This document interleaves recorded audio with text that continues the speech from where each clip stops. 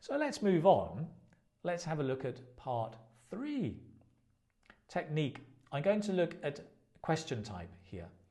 And one of the very common question types is comparison. Do you think A is better than B? Or how would you compare A and B? So what we're looking for here, of course, is comparisons, the language of bigger, stronger, better, larger, more expensive, more economic, and so on. Let's see what that might look like. In the topic of food, do you think home-cooked food is healthier than restaurant food? Probably. Well, it's an interesting question. Maybe, maybe not.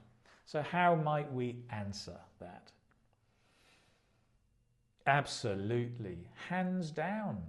With home-cooked food, we tend to use fresher ingredients, and we can control how much salt we put in the food.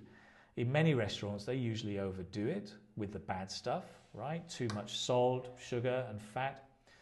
And you also have no idea how fresh things are.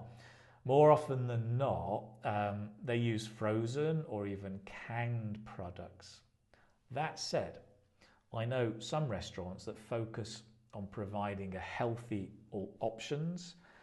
I'd say my local Italian is an example of that. They offer salads, vegan pizzas, and steamed fish, all using fresh produce. Now that's a long answer, but remember part 3 is developing and expanding your answer. So what we've done here is we've presented a point of view.